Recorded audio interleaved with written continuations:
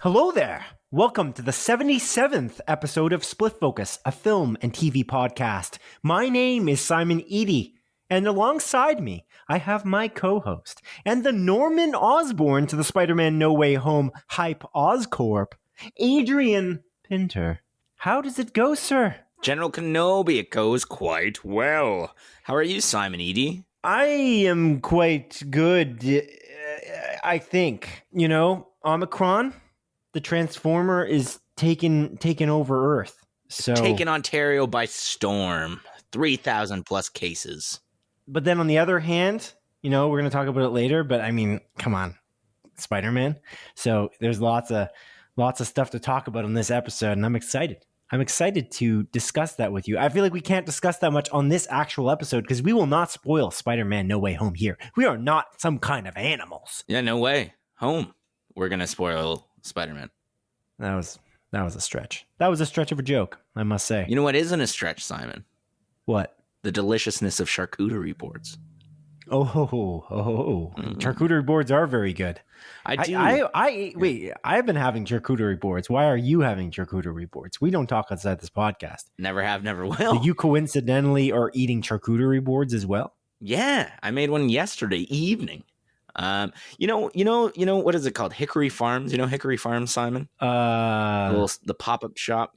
Maybe I've talked to you about this before. I don't know, but it's Hickory Farms, the little pop-up shop that like shows up in the malls, and it's like they got your ham, they got your beef sausage, they got different things with cheeses and stuff, and it's like little gift things that you like give to people. You know those things? Yeah. Sure. Well, the other day I was at the mall. I was doing some Christmas shopping, Simon, and you know, every once in a while you got to treat yourself, and I decided to get some of those Hickory Farms things. And then I made myself a charcuterie board yesterday when a buddy of mine came by. So what all was on that charcuterie board?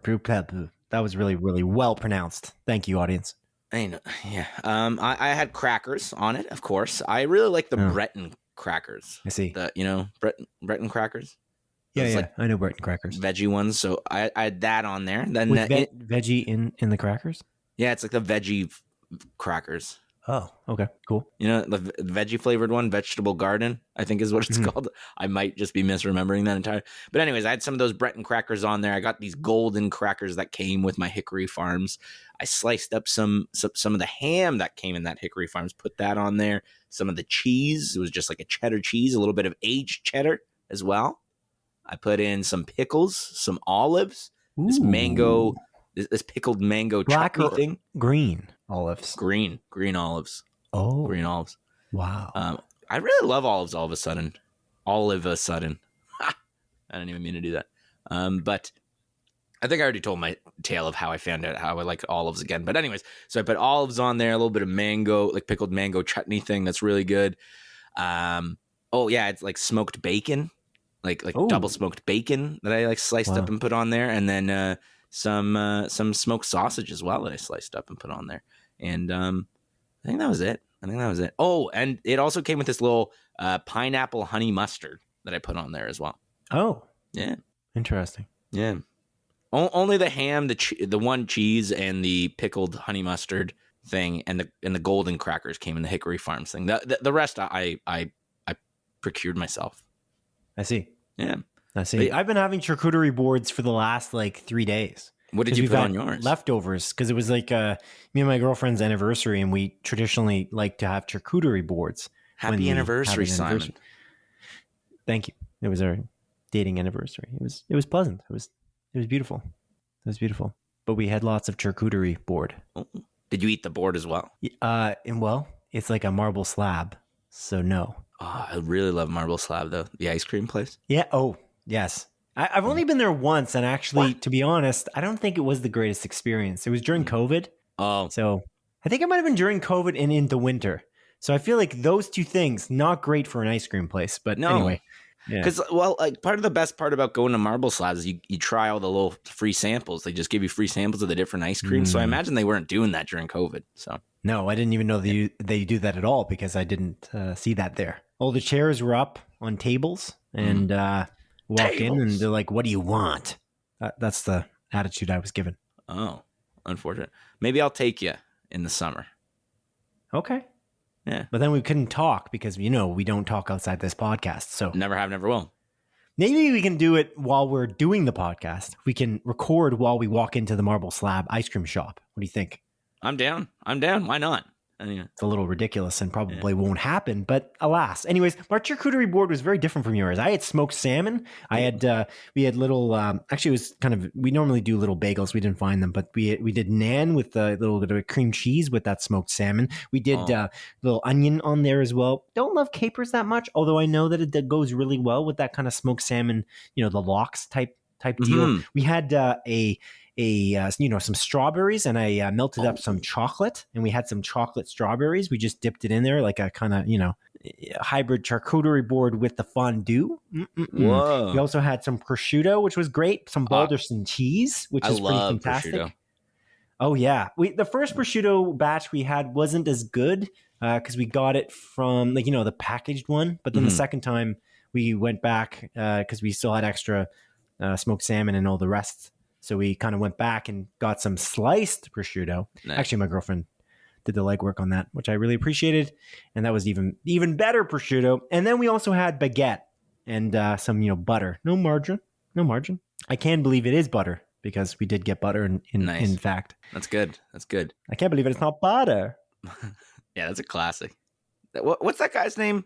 He broke his nose because the roller coaster flew into a pigeon or something like that. Fabio, who was the spokesperson for I Can't Believe It's Not Butter for many years. Yeah. He's a classic human being. He is a classic human being. He's beautiful, beautiful flowing hair. Real quick on your charcuterie board, we pretty much had nothing in common except pickles. Oh, you had pickles? Okay, I guess. Sorry, I didn't say pickles. Except for the pickles and Balderson cheese, man. That's what I used for the aged cheddar. Oh, you had aged Balderson cheese. I didn't realize that. You just said aged cheddar, and I thought I would name drop the Balderson cheese. Because Balderson, we got it from Costco. I just same here, dude. It up the big block. What? I thought you got it from Hickory Farms. No, I got the regular cheddar from the Hickory Farm sign. Oh. Okay. Yeah. Yeah, no, it was really good. And you always end up with a fondue, like a chocolate fondue. You always end up just dipping everything in there. So we were dipping like Balderson cheese. Although I didn't dip the smoked salmon. I thought that was a little too crazy. Yeah, I wouldn't have done that either.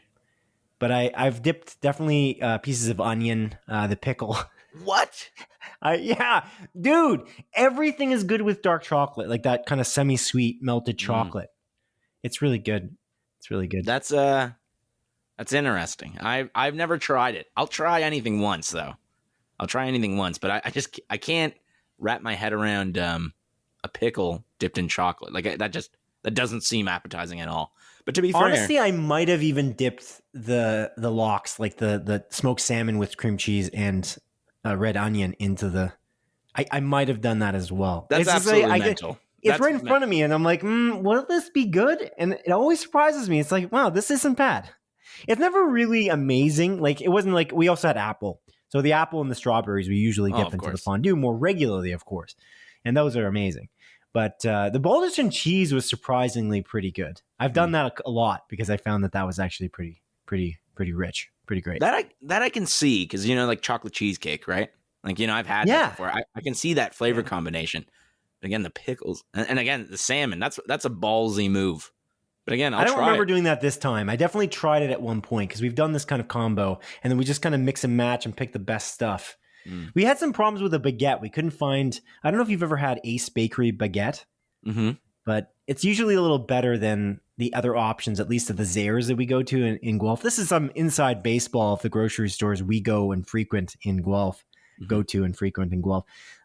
know that the audience is super keen to know where we get our baguettes, but yeah.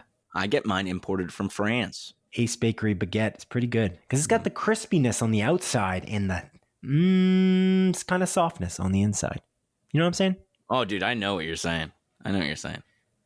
I still got a little bit of my charcuterie board left in my wow. fridge, so maybe I'll eat that after this podcast. Oh, I was going to say leftovers for tomorrow, but we kind of push everything in terms of our meals. We just kind of, we're going to have charcuterie again tomorrow. We just got one of those giant things of smoked salmon, and whenever the smoked salmon runs out, that's when the charcuterie fiesta ends for us. Fair enough. Anyway, we've been talking about charcuterie boards for approximately 9 minutes here. So this is a film and TV podcast, audience, I assure you. And we've got some stuff to talk about. So let's reach into that mailbag for a moment here, shall we? We ask our listeners to write into us with comments, questions, and corrections by way of Twitter or by email to splitfocuspodcast@gmail.com. And longtime Split Focus collaborator Kenneth Stadelbauer wrote into us, and he said, "Dear Simon and the Dog Father." First, which one am I? And you were going to say that, but you delayed it for so long. I paused and you didn't say anything, and then I continued, and then you said, "Which one am I?" Mm-hmm. You're not you're not super sharp this particular episode here, Adrian. Not super sharp. Well, how do you know I didn't do that on purpose? Anyways, you're obviously Simon. And he continued, "First, I'd like to thank Jimmy for sending my last letter." Now, he's referring to his last email that he sent me. And in brackets here, he's got, "I guess he didn't feel comfortable adding my signature to it." Yeah. Ken forgot to write his signature. Now he's blaming Jimmy. That bitch. Jimmy, not Ken. Yeah, thank you. I don't want to go that far. That's really mean. Sorry, Ken, for Adrian almost calling you a bitch. And he continued, "Secondly, with the way Mr. Edie was pronouncing Mario, can he say Cool Whip?" And I was saying Mario, to be clear. Mm-hmm. If you go back in the episode 60, that's way too far, 76 of Split Focus, a film and TV podcast, which is our previous episode, I kept saying Mario, okay? I say Mario or Mario. It depends on my mood, okay? Mm-hmm. It's probably correct to say Mario. I think we can agree. I think I definitely said Mario as well. But I don't know. Like I feel like traditionally, like your classic Italian man, his name is probably Mario. But like Mario is just the Japaneseification of a Italian man. Wah! Wahoo! Wahoo! Anyway, he continued, "As for director Patty Jenkins, I think the trade sites are trying to create drama where there likely isn't any. According to IMDb, or Internet Movie Database, Patty Jenkins is still slotted to helm Rogue Squadron. It was announced that production would be delayed due to scheduling conflicts, and that Warner was pushing production forward with Wonder Woman 3, despite Wonder Woman 1984 being mediocre. Now it sounds like she has stepped down from directing Cleopatra, still staying on board as producer, according to Variety, again citing scheduling conflicts. This makes sense, since after Wonder Woman, she would then turn her attention to Rogue Squadron. It is unlikely Paramount would sit on the production for Cleopatra for a few more years, so giving directing duties to Carrie Skoglund, with Jenkins producing, makes sense. The talk of creative differences or the studio trying to hamper Jenkins' vision is just rumor, unsubstantiated until it comes from either Jenkins or Lucasfilm. Now the big question, what did you think of Spider-Man Far From Home? I've avoided the last few commercials/trailers for fear of possible spoilers. Is it worth it? And signed Kenneth with a quote here, "What I never want to do is start phoning it in and making things just to show that I can keep my foot in the door and do big movies." A quote by director Patty Jenkins. Okay, before we get into Spider-Man Far From Home, sorry, did I say Far From Home? Because I meant to write in...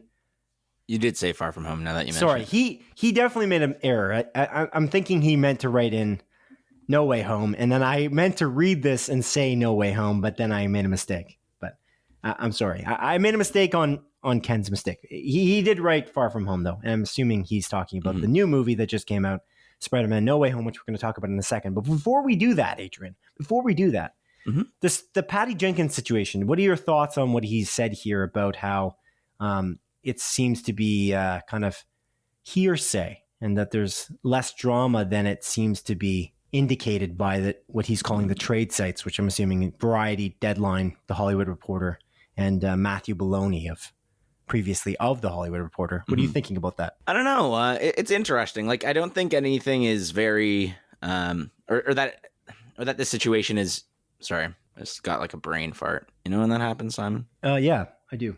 Yeah. I don't know. I get where Ken's coming from. I mean, like, I don't think he's wrong.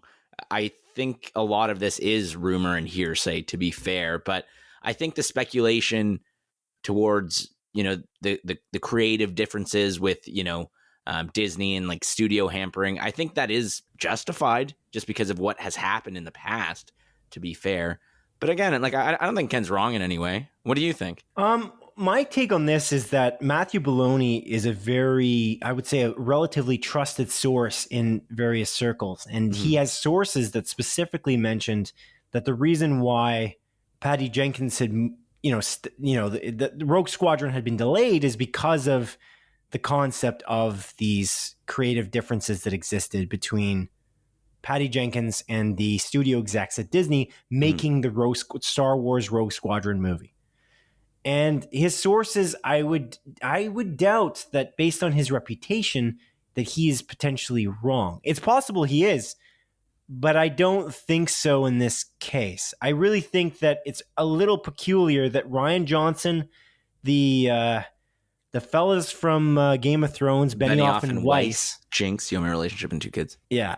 And even like there are others like that seem to be just getting, even Taika Waititi is supposed to be making a movie. There's a lot of names dropped by Disney to say, that they've been all saying that these big creators are making these movies, but none of them are coming to pass, to the point where Rian Johnson's on to like a Knives Out sequel, but prior to the previously announced Star Wars trilogy that he's supposed to be creating. And they didn't de-announce it. They didn't say, oh, actually, because people don't really love The Last Jedi, which is Rian Johnson's Star Wars movie that he already made, we're not actually going to go ahead with his trilogy. They didn't say that. And it's like there's a certain like cowardice here with this. There's some kind of a problem. It is not as cut and dry as it's... I feel like there's definitely trouble in paradise. The last movie we got was Rise of Skywalker in 2019, and the next movie was supposed to be in 2022, and that got pushed back indefinitely. We don't even have a date, apparently. So this is a little peculiar. A massive studio like Disney can push out 3 Marvel movies a year, but can't seem to wrap their head around a single Star Wars movie. Yeah. I don't know. We talked about this already on previous episodes, but I don't think... I think there's drama. There's some drama for sure. There's a big drama. So somewhere the scheduling conflicts is being stated as scheduling conflicts in this situation, and the other scheduling conflicts is like we're having creative differences. I think that's happening, but I mean, we could be wrong. It just seems that the sources are not. I don't think Matthew Bologna, again, the previous master editor of The Hollywood Reporter, who now kind of is in charge of, or is a contributor on the website Puck. I don't think that he is some hack. Like, he knows what he's talking about. We're not like looking at websites like, we got this covered, or Hype Beast to find our sources, if that makes sense. Yeah. Is that fair, what I'm saying? Am I giving it enough? No, I think it's definitely fair, man. Yeah, like I think you're right in the sense that, yeah, like Matthew Bologna wouldn't, like when you're in the industry for that long and you've worked so hard to bring your name up and to be a like recognizable name in journalism in this industry, you're not gonna just put out bullshit like this just for the sake of it. And yeah, like I don't think it's worth risking your career and your integrity and just to just say something like this for no reason. So yeah, I think you might be right. But again, I definitely do see where Ken's coming from as well. I think it might be overblown, honestly. And I think maybe some of these publications are just, picking that up and just running with it and, being a little bit more hyperbolic than they should be. But it kind of went backwards if we're thinking about it now, though. Like the fact that she stepped away, like Patty Jenkins stepped away from doing Cleopatra. And then the website, like Deadline, was mentioning that she's doing that to focus on Rogue Squadron, is a funny, almost kind of the opposite of what Bologna was saying, which is interesting. Yeah, it's strange that would have happened. She just, like, she's not an unprofessional person. She took on 3 projects, so she must have thought that this was going to happen. It's strange. Like I didn't read anywhere that Wonder Woman is being pushed up at all. So that's another thing that I'm not really seeing that, because I would notice that like pushing production forward with Wonder Woman 3, I didn't see that anywhere. I didn't read anywhere that was happening. I think it's the same schedule as it always was, but Rogue Squadron's delayed. And why is it delayed is the question. And the answer is, well, there's proof in the pudding. I mean, there's proof out there that there is some kind of interesting creative differences issue that exists, at least in some way. Why isn't Benioff and Weiss working on one of the biggest franchises of all time? Why do they move on to do a franchise that not a lot of people, at least in the Western world, have heard of, in The Three-Body Problem? Why did they do that instead of Star Wars? There's got to be a reason. Why is Rian Johnson making a Knives Out sequel instead of looking at his Star Wars project? There's questions there for sure. And he's saying that they're unsubstantiated until it comes from either Jenkins or Lucasfilm. Well, let's kind of be honest. Is Jenkins unprofessional? Not that I've seen. And is Lucasfilm going to say, oh, here's my dirty laundry. We've been shitty for the last 4 years. They're not going to do that. So I don't know if that's unsubstantiated until somebody says something. I don't think these two are the sources we're going to have. I think we're going to see the next Star Wars movie before I think anybody says anything like that. Yeah. I don't know if that makes sense. But well, like, I mean, even with what's those guys again? The Into the Spider-Verse guys. I keep on forgetting their names. When they were kicked off of Solo, Chris Miller, and something. Yeah, Christopher Miller and Into the Spider-Verse. They're the directors. They also made 21 Jump Street. Phil Lord, and Chris Miller. Sorry. Yeah. Now I don't think they did they direct Into the Spider-Verse, or did they just write it? I think they directed it as well. Yeah, they didn't. They did not do the new movie for sure. Yeah. No, they didn't direct it. You're right. Yeah. They must have produced it and wrote it. Yeah. The directors of that movie are Peter Ramsey, Bob Perschetti, and Rodney Rothman. Interesting. Anyways, but yeah, like even with the Phil Lord and Chris Miller like being booted off the Solo project, I don't think Disney ever did Disney ever make an official statement as to why they left it? Or if it was just kind of like, oh, they're leaving, and then I think they must have. Howard came about. They must have made the statement to one of those big three: Variety, The Hollywood Reporter, Deadline, or elsewhere. They must have said something, because the talk of the town at least was that it was too comedic, and they decided to go a different direction. But when there's like not a firing, but when there's like resignations like that and they kind of move a different direction, I think they say something. It's just not, they don't necessarily say it's because it was becoming too comedic. I think that part was kind of inferred and found out later by sources inside. But I think what they said was, we've decided to go a different direction. They stepped down and we hired Ron Howard. I think that's the basic, political correct way that they usually go about telling that story. But yeah, fair enough. But yeah, they would have made that announcement. Yeah. Remember, this is actually like a random thought that I just thought of with Weiss and Benioff. Like, remember after Game of Thrones, or like during Game of Thrones, they announced that they were going to make that other HBO series called like Confederate or something like that, which was that was a weird one. Yeah, like it was like an alternate history, like if the Confederacy won, and then that got canned. That was a neat idea. Yeah, I know. I would have really liked that. And then, like that series got canned because they left it for Star Wars, and they haven't really done anything since. Or, well, it's speculated that they left that for Star Wars. I think they're getting pretty serious on the Three-Body Problem, like that Netflix series, like that science fiction series adaptation for the kind of the Chinese novel series. So I think that's gonna happen for sure. Hopefully. I think it's already it's definitely in development in some capacity. I'm not sure if it's filming right now, but there's some kind of production going on with that. Yeah, fair enough. But regardless, Kenneth Saddlebauer, you're the greatest. Thank you for writing it every week. I appreciate you spurring these kind of conversations. And it's Cool Whip. Okay? It's Cool Whip. Do you actually say it, Cool Whip? Cool Whip. No, I don't say it. A Cool Whip. Yeah, Cool Whip. I'm not a crazy person. Okay? Well, I am. I'm definitely a crazy person. You're freaking insane, man. You're so crazy. And Mario, I say Mario or Mario, just kind of depending on my mood.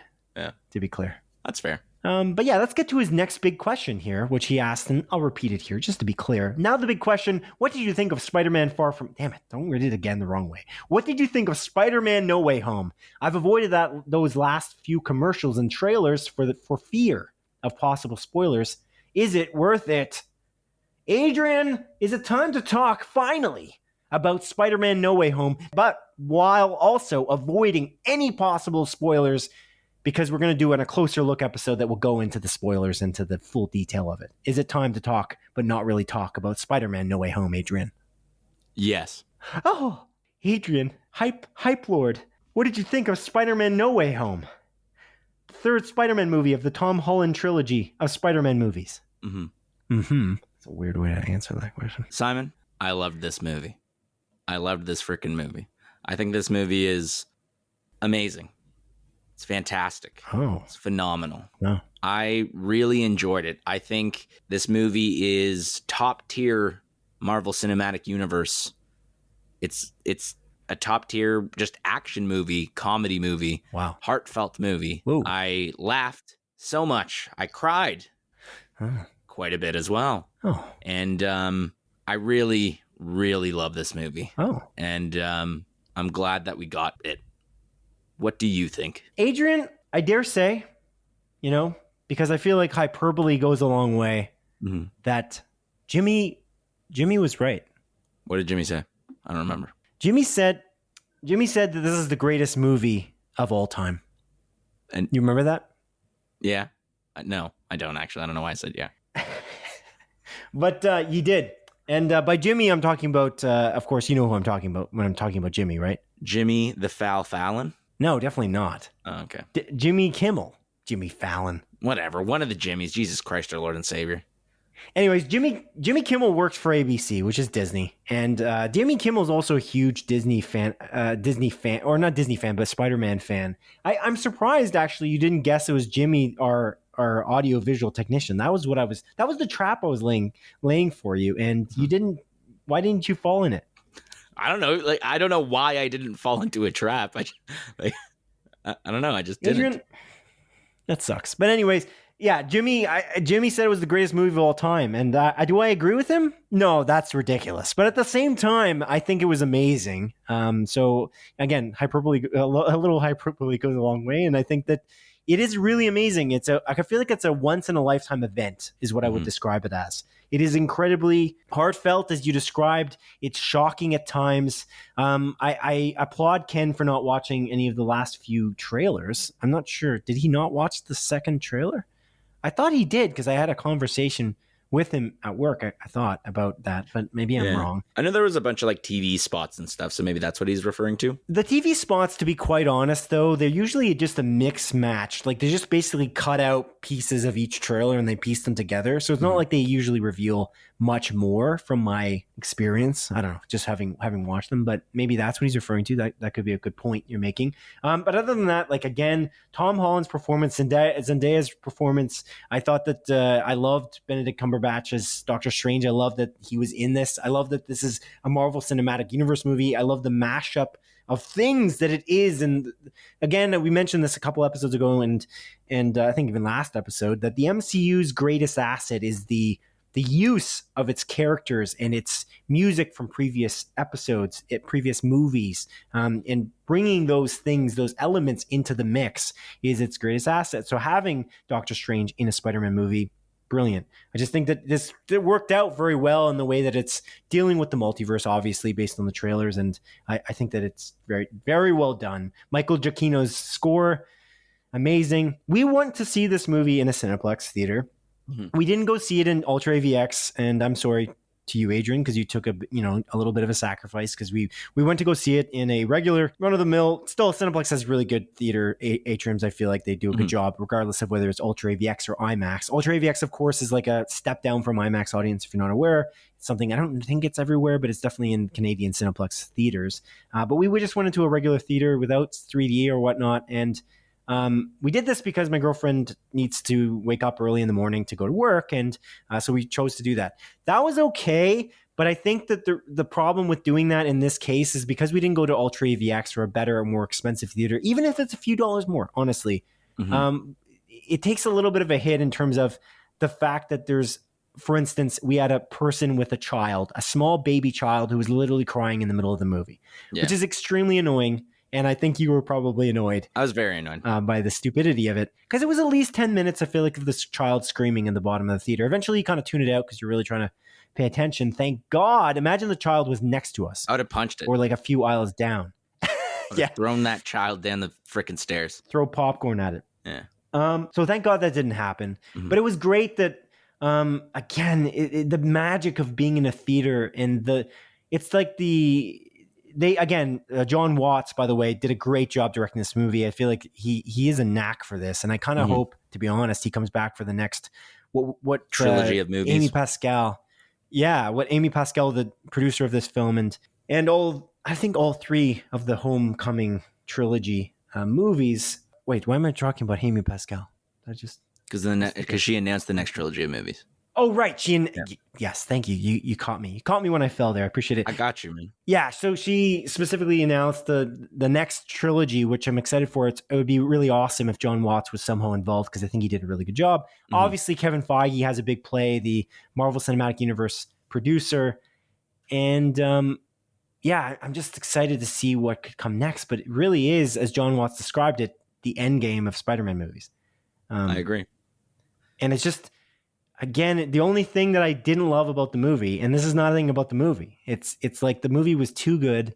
It did so much right, and it's surprisingly amazing to the point where I kind of feel like, just like when I left the Endgame theater, I was kind of sad a little bit. Mm-hmm. In that I'm like, oh man, I don't think I'm ever going to get the same high of an event like this, like a cinematic event where because even in Endgame, a great example of this was when Captain America catches the hammer. Yeah, exactly. Like, you're so right. It's so triumphant. I just kept on thinking, like, after this movie was done, like, I'm going to be chasing this high for a really long time. And to be fair, I said the same thing after Endgame, and 3 years later, I got that experience, which is phenomenal.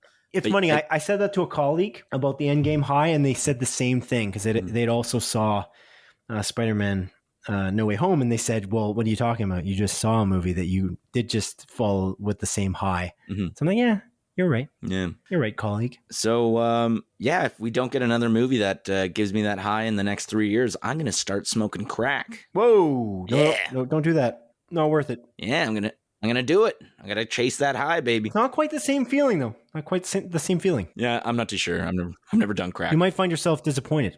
Yeah, you're right. A different kind of high. You're right. Going to the movies is a better high than smoking crack. You're right. With that being said, like, that's the beauty of watching it. Like, and this is going to be something we might not see for a while because of Omicron, honestly, and that there's more restrictions now in Ontario for movie theaters that just were imposed, I think. One of which is we can't eat popcorn in the theater. Yeah, and they're reducing the number of people to 50%, which actually I'm good with.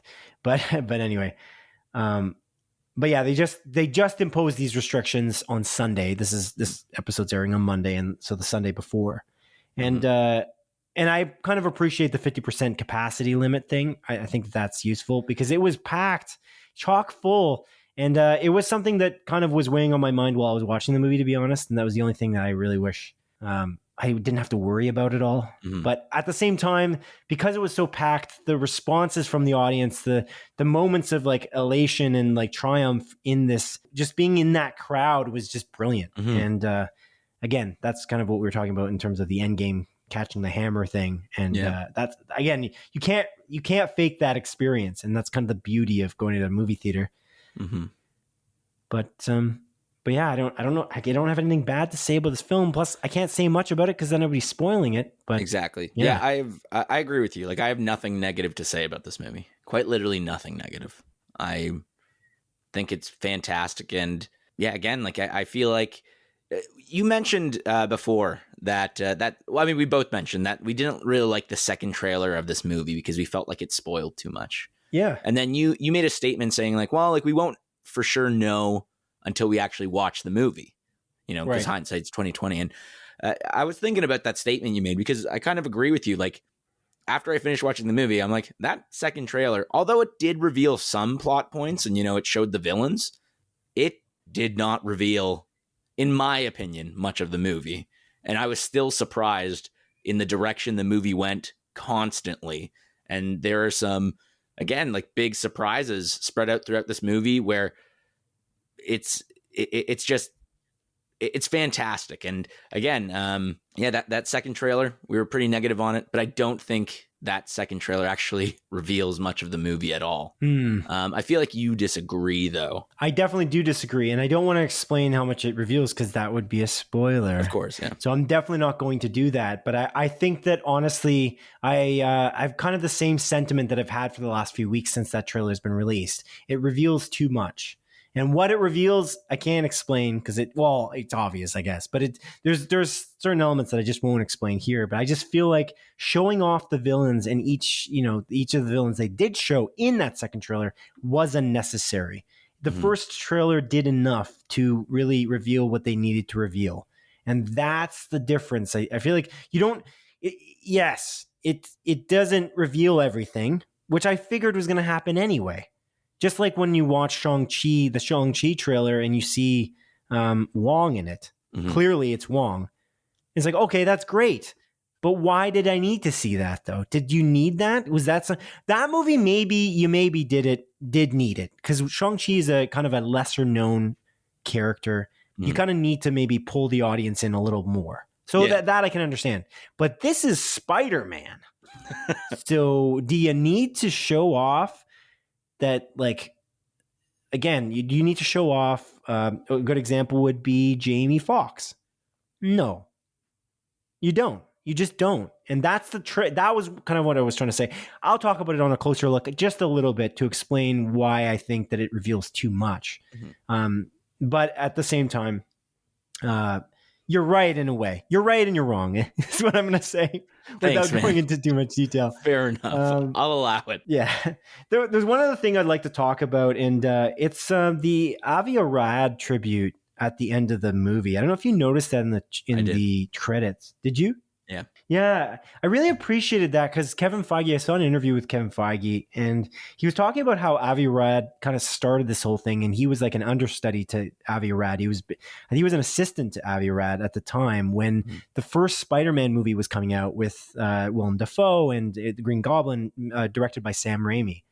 And I don't know. It was really nice to see that tribute in the credits because, again, in that, I don't remember what the interview was, but it was an interview with Kevin Feige and Amy Pascal being interviewed by someone, and he was talking about how he's kind of gone full circle in a way that he's kind of bringing these villains in, obviously from the trailer or whatever, and there's this beauty of that concept of him bringing Willem Dafoe back into this fold and kind of talking about the first Spider-Man movie and in this film about Spider-Man that now he's producing.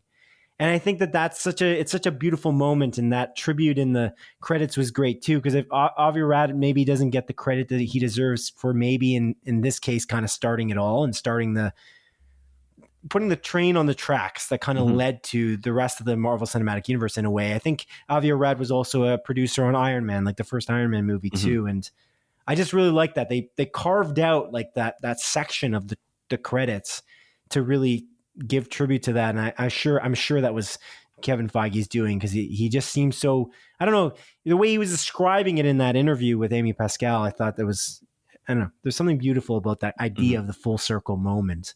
But anyway, I really wanted to call that out because I thought that was great. Yeah, I agree. But yeah, in terms of, to answer Ken's question, is it worth it? Yes, it is worth it. Yeah, it's worth it. And I think Ken's question as well is it worth it maybe for him? And like he doesn't necessarily want to go to the theaters now, especially with Omicron hitting Ontario so hard. And I completely understand that. And so there's a question of, is it worth it? In that, is he going to get it maybe spoiled by the time he gets to go see it, which would suck so badly. And there's a beauty of the fact that, honestly, and I think you probably are in the same boat, that we avoided all the spoilers before we went to go see it. We did get to see it on opening day, but we also it could have been spoiled for us because there was obviously the red carpet was the day before, and there were spoilers on the internet before we went to go see it. And, and we also saw a later show. So I just really appreciated that we didn't know the spoilers. Pretty much none of them. I didn't know any of them. Yeah, me neither. Which was the beauty of it. And I think that it is worth it, Ken. I think what you need to do is you should try to find a really early showing, like something like at 3 or 4. Like a matinee. Try to buy the tickets right before. And then if somebody, somehow chooses, because in the Cineplex theaters now, which is great, you choose your seats. If someone chooses a seat right next to you, just move, because that the theater is going to be mostly empty. And I think a matinee would be a good example of something you could find. I almost kind of feel like we should go to the movies with Ken and kind of insulate him, put him on the inside and protect him. Honestly, be his bodyguards. I gotta say, his bodyguards. Yeah, we're the COVID guards, the COVID guard. We should try to go again. I really think it's worth it. We went to see Endgame twice. This is worth it. Oh, it is. I know you wanted to see Shang-Chi twice, and we did see it twice in theaters. But this is even more worth it by like a long shot. And I think you would agree. I do agree. I know. I'm just worried about Omicron and when we can go, but it would be really great if we could go again.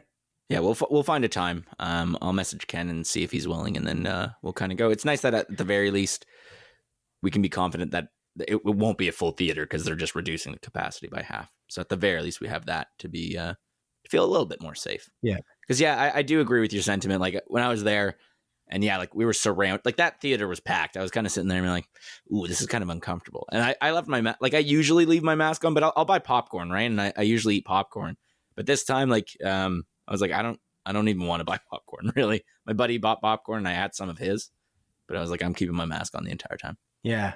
It just seemed unsafe. And it's just, we're just surrounded. Like there's just so many people without masks. We also had like the best seats in that theater. It was like right smack in the middle. There's nothing more middle.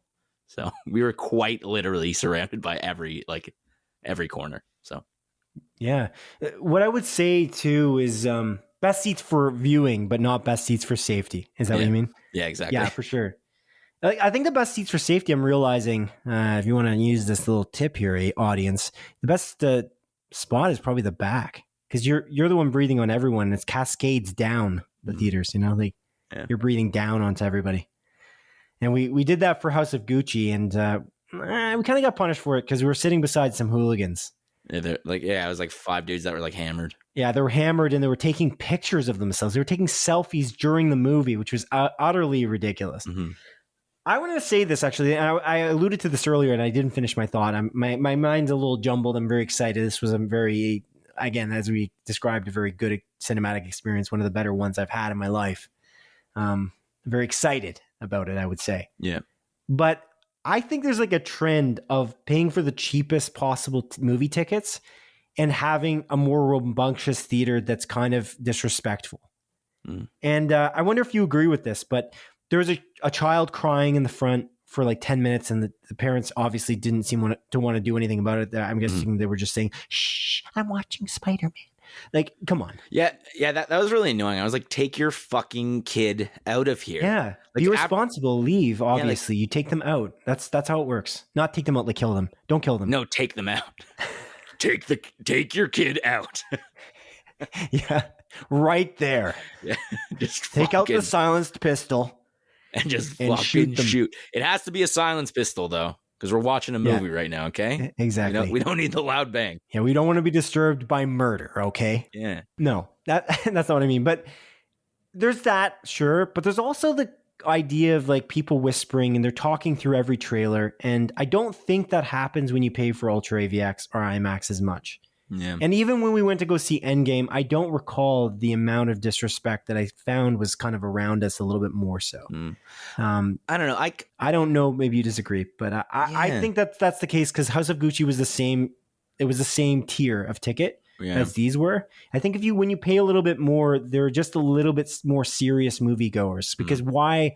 You know what I'm saying? They want to pay the extra $3. I know it's just $3, but people are penny pinchers when it comes to that in a way. It's not always the case. There's still serious moviegoers going to that theater. That's not what I'm saying. I'm just saying you find a little bit more disrespect. Maybe you disagree, though, because you seem to be. Yeah, like I can see where you're coming from, but to play devil's advocate, I remember when we watched Black Panther opening night, that was in an AVX theater, and there was a baby in the back row. Like, I remember that. Or when we watched Infinity War in IMAX, like when we drove out to Toronto and watched it in IMAX, there's that that dumb kid next to us that kept on laughing at random things. You know what I mean? Like, you still get those negative experiences sometimes in those theaters, but you're they were probably right beside us though too. Yeah, I feel like that IMAX. I know that kid laughing at the stupidest moments. It's like, regardless of where we would have been in that theater, you would have heard him because he's like, ah! Just like maybe like, you know, someone we were right beside him. It wasn't as annoying as it went on. I feel like Yeah. I was really annoyed because I was the one right beside the guy. Yeah. But yeah, and then you beat the shit out of him after. I remember.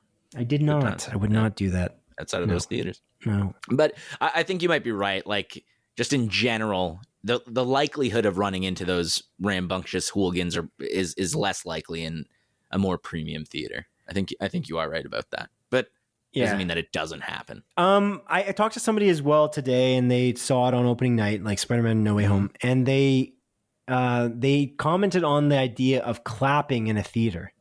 Oh yeah, I don't like it. I'm curious what you think about that too. Just briefly before we move on, I'm just curious because that did happen a couple times in our showing as well. And I don't care. That I'm just gonna say right away. Like, people are excited. I don't care. It is stupid in the way, like, in his comment was, it's like clapping when you land and the plane lands. Exactly. That's exactly what I think about. Like, I'm all for like cheering and being like, wow, like hell yeah, sort of thing. But yeah, the clapping portion, it's like, who the fuck are we clapping for? Like, who are we clapping for? It's not a live theater performance. Like, John Watts isn't sitting in this fucking theater. You know what I mean? If it's like the red carpet premiere, then yeah, clap away. You know, show your admiration to like the director and the cast and stuff there. But like, we're in a goddamn theater full of just random people. What are you doing clapping? I just find it. Yeah, I think the plane is a little different because when you're clapping on a plane, I think you're almost clapping for the pilot. Like, you did it, buddy. You didn't crash into the ocean. Yeah, thanks for not killing us. I'm so happy. Yeah, good job. And he's there. He can probably hear that. Yeah. But in this case, I think that it's somewhat almost like a response of excitement that I can accept, in that they're just excited. And I don't want to take their joy away. It's all good. But there's a certain level, though, I feel like it's also the rambunctiousness of like they just go a little too far. And that's also why I want to see the movie again, because when you get that much noise, you kind of miss some of the lines. Mm-hmm. I don't know if you noticed that too, that I was trying to like hear, like, at one point or another, of a line that was after the clap or the, oh, woohoo, you did it, John. Yeah. You made good choices when you made this movie. Mm-hmm. John being obviously John Watts, the director. Yes. Yeah.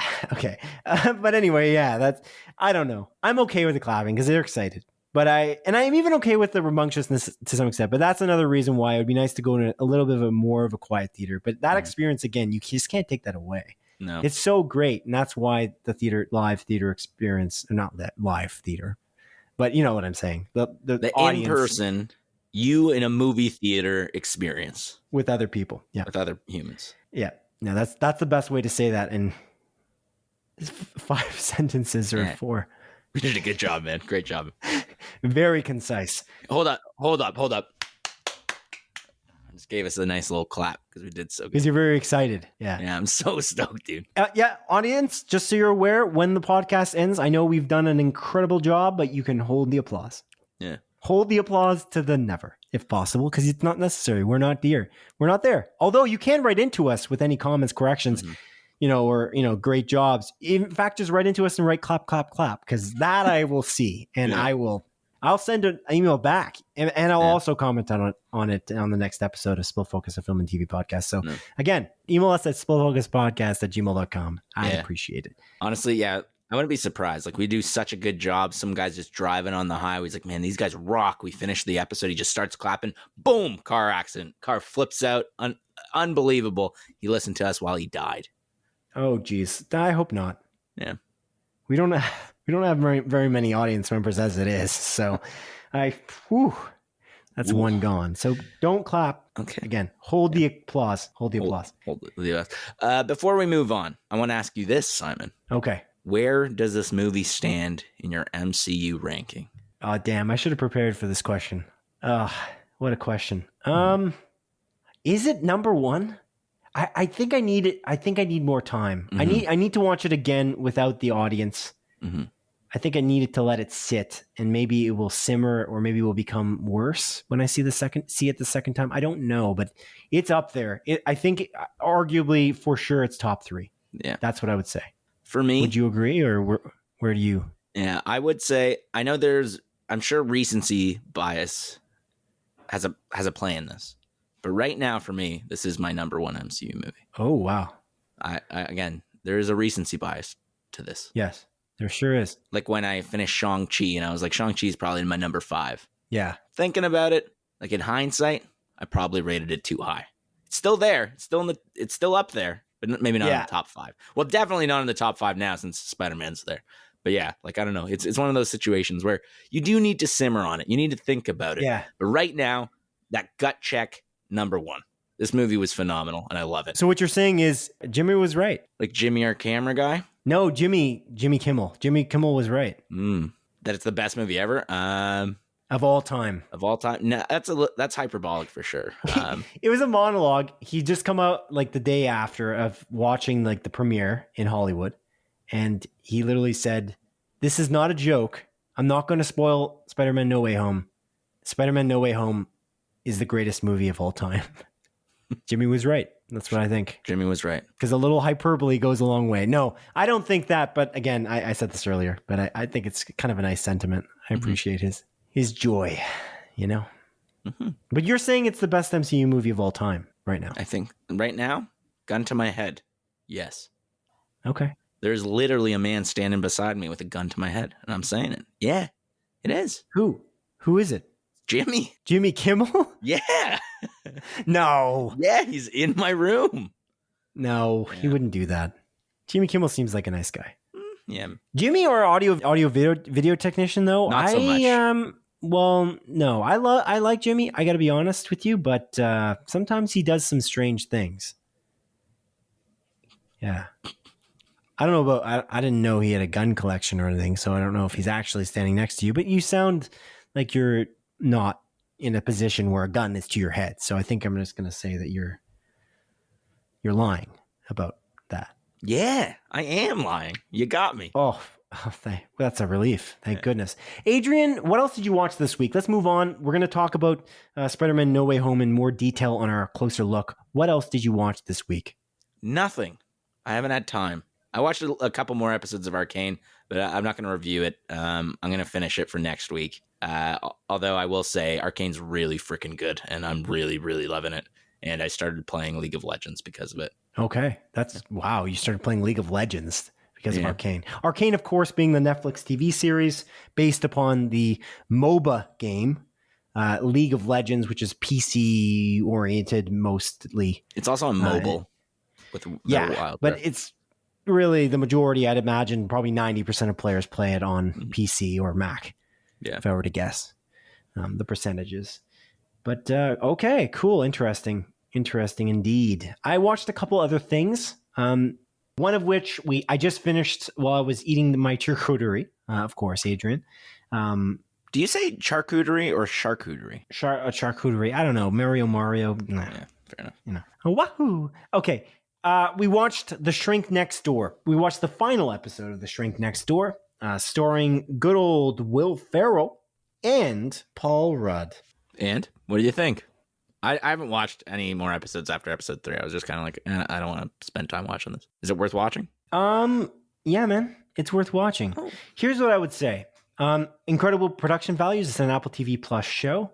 Great acting from both Paul Rudd and Will Ferrell. I would say I think it's honestly I don't know if I've ever seen Will Ferrell in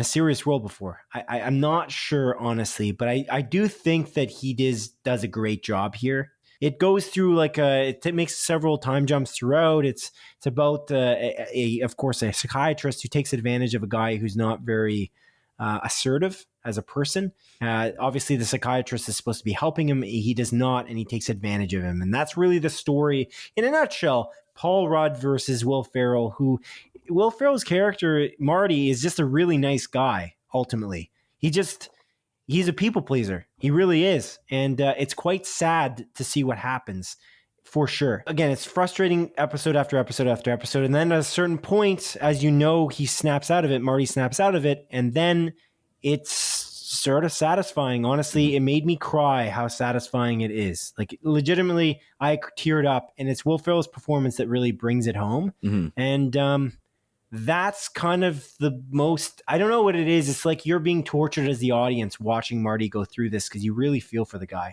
And it's, again, a testament to the performances of both Paul Rudd and Will Ferrell. And you almost, it's weird. You almost want to like Dr. Ike, like Paul Rudd's character. You almost want to like him. It's a strange thing. And that's the charm of Paul Rudd. And that's why this is so good. It's a period piece. It's doing the periods very well. It's doing the garb. It's doing the city of New York very well. It's the city of New York is almost like a character. All of the production value, bring it all together and bring in these two really good actors who are normally comedic actors and ask them to do dramatic roles. And I think you have a recipe for success. Yeah. And I think, Adrian, you watched a couple episodes. You might not be interested in going through this kind of torture, knowing that there is payoff. But I mean, yeah, like that was my big issue with this series is, you know what's going to happen and you know what is happening. And you're watching this character who's being played by Will Ferrell that to me just seemed kind of stupid and ignorant, just being taken advantage of. And it's, again, so frustrating watching it from the outside looking in, and you want him to succeed. But I don't know if I could put myself through any more of that, because I feel like I liked it enough, like those first 3 episodes. But I even said, like, yeah, that frustration almost takes away from any sort of enjoyment I can get from the show. And even knowing that there's payoff, it's like, I don't know if I want to put myself through more frustration just to get to a payoff when I can just watch something else. You're like a fly on the wall, and you're just watching it unfold and just trying to see how crazy it gets before it gets better. And that's really what it is in a nutshell. Yeah. If you take it and understand that expectation, I think you won't be disappointed. I think that's the key. Fair enough. In that way. But I don't know. It just depends on how you look at it. I just think that, again, Apple TV Plus shows every time the production value is through the roof, and it just shows. It's good. It's a really good show. I really like it. I think it's worth watching. But I think it's almost just worth watching for Will Ferrell's performance alone. It's weird. It seems, I don't know if they filmed this in order, but it seems like episode on episode, his performance got better. It's fascinating. But anyway, so yeah, there's that. And then the second thing I watched, which was amazing. It's a Netflix movie. It's a Netflix film directed by Jane Campion, starring Benedict Cumberbatch and Kirsten Dunst. And it's Power of the Dog. It's a Western film, and it's amazing. It's utterly amazing. It's going to be Oscar nominated. I am almost guaranteeing it for Best Picture. If it's not, I'll be kind of surprised. I think that it's a Western that's more muted in that it's not about like shoot 'em ups, and it's definitely not The Harder They Fall. Okay. That's not the style they're going for. It's just it's kind of a hard Western, if that makes any sense. It's just dark. I don't really know what hard Western means, I'll be honest with you. But like, it's like more realistic. Not that the Harder They Fall isn't realistic, but it is. It's kind of like stylized in the way that it's built. This is like almost the end of the Western era. They have cars in some way, and Benedict Cumberbatch's character is just a dick, and he's kind of like, it's basically about 2 brothers. They live on a ranch, and they're ranchers, and that's their job. And they don't really, they live together, and they own this ranch, and they employ a bunch of people in this ranch and whatever. And Benedict Cumberbatch is kind of not the greatest guy. And Jesse Plemons is his brother, and plays his brother, and he seems like a nicer man. And eventually Jesse Plemons kind of falls for this girl. It's Kirsten Dunst. And the premise is Benedict Cumberbatch is kind of jealous, and he's really psychologically, it's basically about gaslighting. He's gaslighting Kirsten Dunst's character and her son.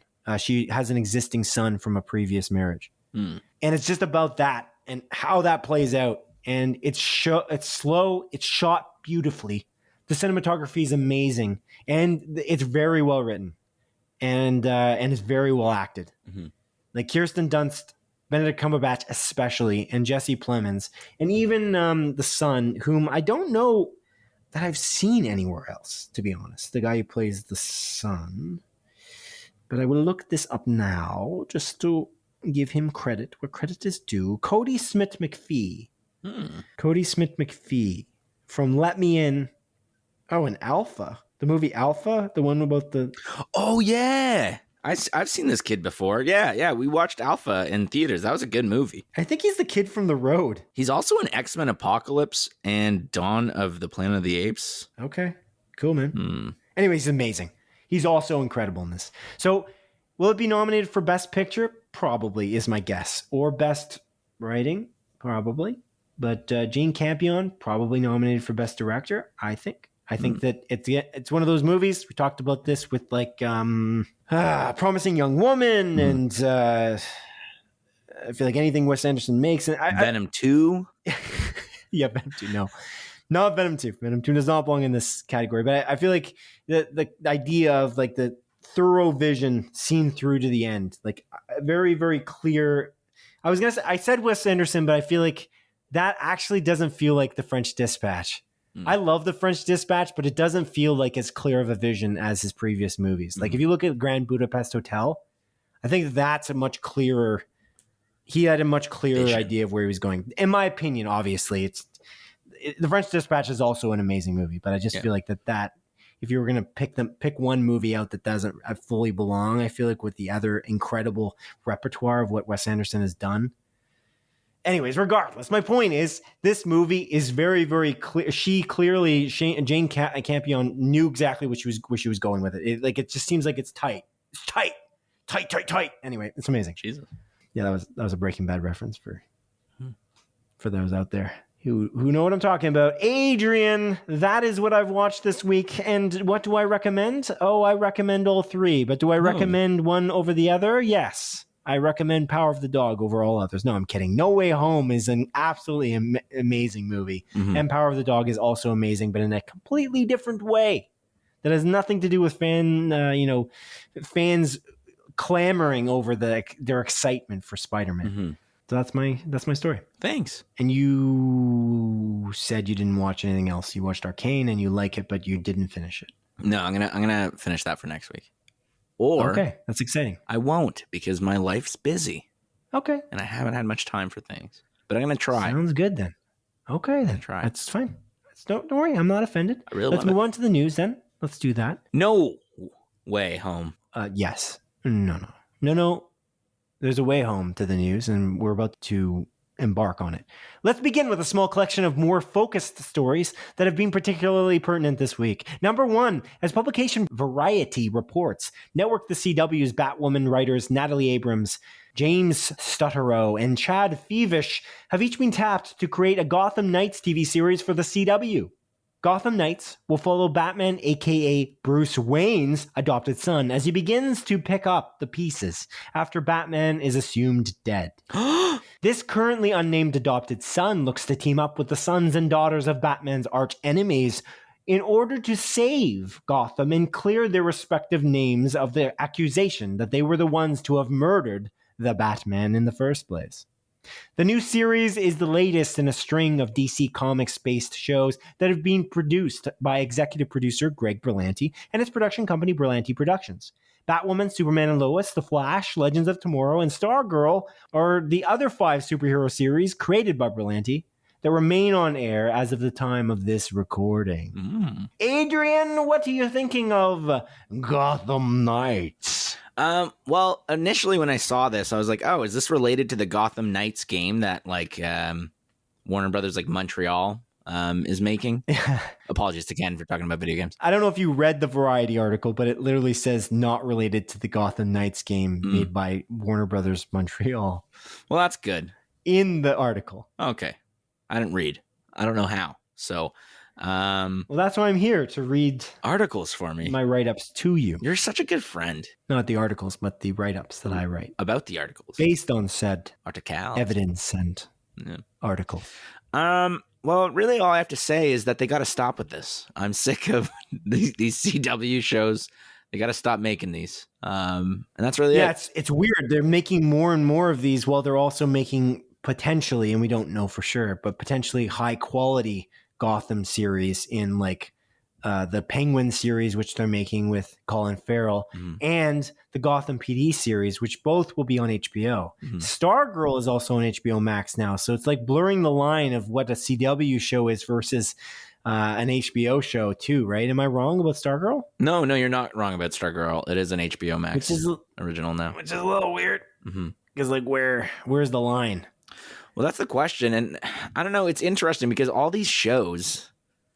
Oversaturated? Is that the word you're looking for? Very much so. But it doesn't take away from that. Sometimes they do knock it out of the park. Like I know, like Superman and Lois, I feel like is almost universally loved right now. I know they're one season in, but like it's very high quality from what I understand. And people are really... It's still the same aesthetic, loving it. I haven't watched this, so I'm just like going off from what I've heard. It seems a little bit more higher budget and higher quality. Okay. Like it seems a little bit more HBO-ish as opposed to CW-ish, from my understanding. I didn't get that impression, but it felt like a network show based on what I saw of it. But I could be wrong. Maybe we should watch a couple episodes just to get a better perspective. Yeah.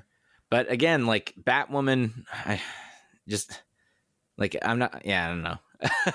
Like again, I think that alone, like I don't think it's reviewed well, and those trailers look fucking god awful.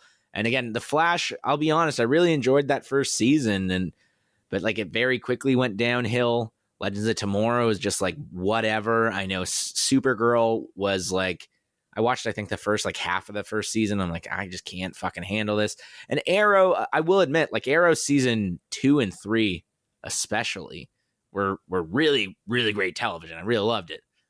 But I don't know. It's just, there's just too much. Even then, though, you think about those, and I agree with you about those. Those seasons were great. But when you think about the production values, they're not great.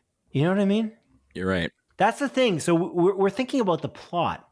And there's certain elements that were really cool, like Manu Bennett as Deathstroke. Yeah, that was fantastic. That's the highlight. And that's why it's so good, because Manu Bennett's a great actor and he does a great job. But there's other bits like the filler in that season. There's still a lot of filler. There's like 20 episodes. So it's not amazing. We're looking at it with rose-colored glasses, but we're also looking at it with the perspective of there's some really cool moments that just like blind us for the rest of it. And I really do like it, but I don't know. With the amount of great TV out there, I don't know. I just like even seeing some of the trailers for Legends of Tomorrow, especially, but the Stargirl, Batwoman, even Superman and Lois, it just seems there's an aesthetic. There's like a very hyper realistic color aesthetic. And I saw a few scenes, I think it was during DC Fandom or whatnot, where it just felt like it was a soap opera. And I don't know what it is. There's this like element of these CW shows that remind me of like a show like One Tree Hill. Yeah, where everyone is just a little bit too beautiful. Yeah, and there's like just too much drama all the time, like Suits. Yeah, which like, Suits is a pretty good show in the grand scheme of things, but it's just it goes into this thing where like every single day, every hour is a crisis. Yeah, like someone is always upset at someone for some minuscule reason that could easily be solved if you just had a conversation or something like that. Or it's like people making dumb fucking decisions for no reason. Like, no, you can't come with me. And it's like, but why? Because I said so. There's like a crisis on infinite Earths running at any time. Yeah, exactly. Yeah. Which they actually did. But again, I will admit it's cool. Like it's cool what they're doing as a whole. Like I think what Berlanti is doing, you know, bringing all these characters together. It's reminiscent of, you know, Kevin Feige with the MCU, but it's just nowhere near that level of quality. You know what I mean? Yeah, like I don't know. You can like bring to mind like the Hawkeye TV series. We're on episode 5 now. I'd argue you and I love this series, and we're probably going to do a closer look for sure on, you know, covering all 6 episodes once it airs, so that we can talk about it spoiler filled without, without being worried, because we're not definitely going to talk about the details here. But I'm just talking about like the fight scenes in that, the overall quality. Even the Daredevil TV series is an example. Like the trying to do a one shot fight scene that's like 5 minutes long, 10 minutes long. Like you don't see that on these series because they're not focused on that at all. The martial arts is not really their focus. They kind of got the same run of the mill choreography in every one of these series kind of thing.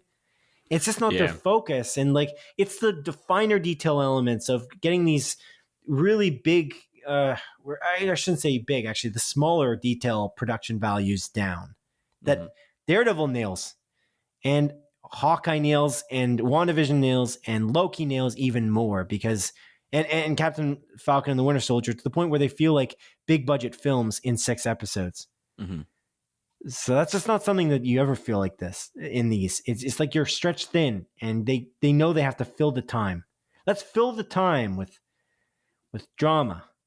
Stacy's angry because you didn't take her on that flight, Superman. It's like, you promised me you would make it to dinner on time. Yeah. And you left me at the restaurant.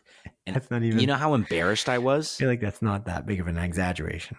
Yeah, that might have been an argument in one of the seasons of 100%. I guarantee you that was a situation that happened in one of these fucking shows. I guarantee you. Yeah. Again, we're dissing these pretty bad, and there's probably a lot of fans out there for these, and it's all good. Like they're good in their own right. It's just the problem with it is that it's kind of, there's so many of them, and there's so many. Like, man, there's so many good shows out there, and it's like you just have to question whether these are worth it and worth your time when you can. I guess if you only watch superhero things, then this is great. But I just, it's kind of shocking they're making Gotham Knights as well. Yeah. Like, how is this tying in? And let's just get to the big question here. I don't think the Gotham Knights are the villains of Batman. Am I wrong? Maybe that's not a thing. Isn't the Gotham Knights based on a comic? I don't know for sure. I thought the Gotham Knights, like the video game, is like the Red Hood, and like it's like the adopted son would have been like Dick Grayson, and isn't that what it is? The Batgirl? Am I crazy? Yeah. That's what I thought Gotham Knights was. Me too. Like, I'm not joking. Yeah, that's at least for the video game. That's like really where I know it from. It is. Yeah, it's Batgirl, Red Hood, Robin, and I think Nightwing. Yeah. That's what I thought. So, like, yeah, it's literally 3 of Batman's adopted sons and Barbara Gordon. Yeah, they're trying to pick up the pieces after Bruce Wayne perishes. Yeah. And the cool thing about the Gotham Knights game is that it's diving into the Court of Owls. Mm-hmm. And that seems like a really smart place to go because it's a very shadowy organization that nobody knows too much about. It's also very popular. But popular in terms of the comics, you mean? Yeah, like well regarded, I should say. Yeah. I don't know. Maybe I'm just mistaken. Maybe Gotham Knights is like a newer concept that they're reinventing because it hasn't been too set in stone. I'm not sure, but this is a little weird, and I don't know. It just seems dumb. It's another Batman series without Batman, and now he's dead, and now it's going to be some fucking kid that nobody likes. Fox Gotham series. Yeah, it's just going to be this kid jumping around with villains. Let's go get the villains' daughters and sons that we never knew anything about, and let's make them cool characters. It's like, what in the a CW fuck? Show. Like, I guarantee you, there's going to be like, they're going to be hot. Joker Mini, going to be hot. Oh my god, that's what we know. Yeah. Joker's son is going to be a smoke show. Yeah, man, he will have great abs. Yeah, actually, if anything, they'll do like a Joker daughter, something like that. I feel like they'll do something like that. Yeah, sexy Joker, sexy lady Joker. Yeah, you're gonna do Riddler, but it's gonna be so fucking stupid. It's gonna be so dumb. Oh god, instead of Riddler, it's gonna be Riddle Me. Yeah, that's really dumb. Anyways, this is fucking stupid. I didn't workshop that joke, but anyways, point is, I'm glad you tried. They're stupid. They're stupid ideas. I think this is not great. I just think that introducing new characters that we've never heard of and then slapping the name Gotham Knights on it is going to be bad. But look, we don't know for sure. Maybe it's good. I just think if you're going to go for the good old 20 episodes, it's going to be mediocre. But I guess we're going to find out. Number 2, as reported by CBC News, Canada's largest theater chain, Cineplex, has won $1.24 billion in damages after its lawsuit with UK cinema chain Cineworld. Cineworld was set to purchase Cineplex in 2020 for $2.8 billion. But when the COVID-19 pandemic shook the world in the early days of 2020, Cineworld backed out of their deal, claiming that Cineplex breached its contract by straying from ordinary course when it started reducing spending and deferring its accounts payable to 60 days. Cineplex argued heavily that their actions were quite representative of the rest of the exhibition industry during this global pandemic, and even had landlords and film distributors take the stand in court to plead their case. Cineplex's stance was that Cineworld had backed out of the deal because they were dealing with a case of nothing more than buyer's remorse. And the Ontario Superior Court of Justice agreed by determining that Cineworld must pay Cineplex $1.24 billion in damages for breaching their agreement. Cineworld is currently claiming that they will indeed appeal Judge Barbara Conway's ruling. Adrian, what do you make of this? Yeah, this is freaking wild, man. This is something we talked about on one of our first ever episodes of Split Focus, a film and TV podcast, about this whole like Cineplex Cineworld deal and how Cineworld backed out of it. And it's nuts because Cineplex is making nearly half the amount they were going to make while still maintaining ownership of their company. It's bananas. And like, it seems outrageous. Yeah, it's absolutely outrageous. And this is like one of these like situations where Cineworld is probably like, well, fuck. I'm acting like Cineworld and Cineplex are people, but I'm talking about like the board. Yeah. As a whole, essentially. I get it. I get what you're saying. I see what you're putting down. Thanks, man. I appreciate you seeing me and what I'm putting down. But yeah, like, I don't know. This just seems like a wild story. And I just wanted to bring it up because it's something that, I don't know, I got a little bit nostalgic reading about this because, again, it was one of our first things that we talked about. And I don't know. I'm curious with Cineworld, I guess, seeking claims that they'll appeal this, whether that will even happen or what will go down with that and what the ramifications will be for Cineworld directly. There were, like, with Cineworld buying Cineplex, I remember, I think you and I both talked about it. It would have been a little bit interesting because I know Cineworld has some sort of subscription service in the UK where you pay like however much money a month and you have just unlimited tickets. And we brought up like, oh, that'd be freaking neat if we got that here in Canada. And then, you know, Cineplex came around and they launched, what is it called? Movie Pass? Cineplex? Cineclub, right? Yeah, Cineclub, which we both subscribe to, honestly, and it's, again, a really, really good deal. So if you're a Canadian and you have the chance to buy it, I would do it if you ever go to the movies. Because the greatest thing about it, in my opinion, it's kind of like Audible credits. You just keep accumulating more movie tickets for free. It's not like they disappear after the month. I think that's the greatest thing about it. But every month you get a free movie ticket, which I think is awesome. And it's also helping this exhibition industry where it's kind of failing at the moment. Yeah, like it's $10 a month, $10 Canadian, so it's really only like $2 American or whatever.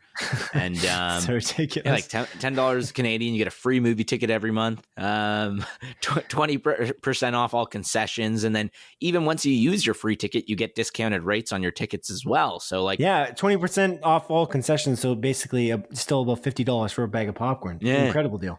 Yeah, which we can't even buy right now because of the fucking rules. Anyways. God damn, I hate COVID. I just double checked it again just because I'm still kind of shocked that it's like 1.24 billion with a B. It just seems so much. Like, again, they get to keep the company, but also they get to be paid the damages of 1.24 billion with a B. Mm-hmm. I don't know. It just seems like it's a remarkable amount of money. Yeah. So I think they were going to sue for like 2.4 billion. Yeah, that's a lot of money, man. They didn't get that much. Well, maybe I'm wrong about that. And then they countersued, like Cineworld countersued Cineplex for like 55 million. 55 million? Yeah, almost like 54.8. Oh no, they were gonna sue them initially for 2.18 for damages, and they got 1.24 instead. That's so much money. It's crazy. It's billions of dollars. It's nuts. I'm kind of happy because it's like the Canadians kind of won, but it's like I almost feel like, I don't know. Cineplex is not the most ethical company. Let's be honest here. What they did to our bud Tanner Z, you know. Yeah, you're right.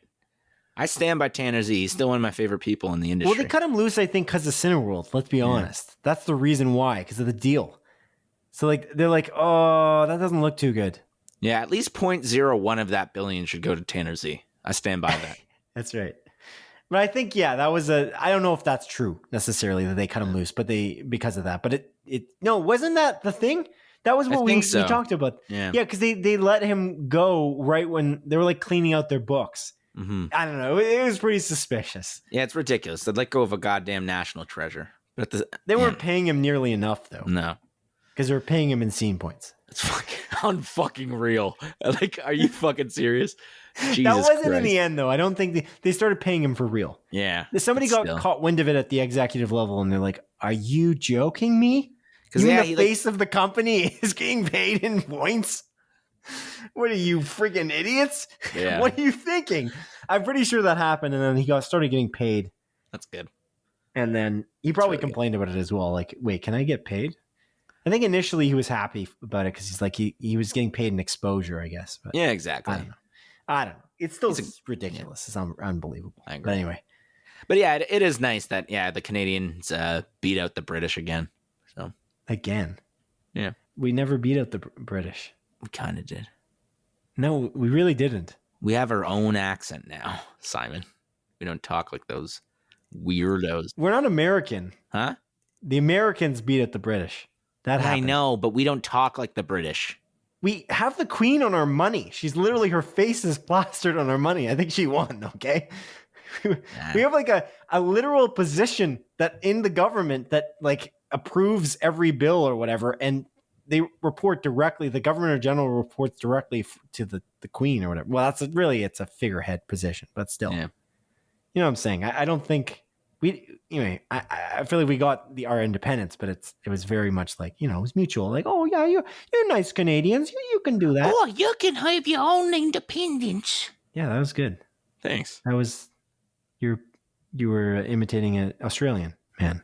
No, that was me imitating the Queen. Oh, the Queen of Australia? I don't think the Australian government has a queen or ever did. Yes, Simon, they do.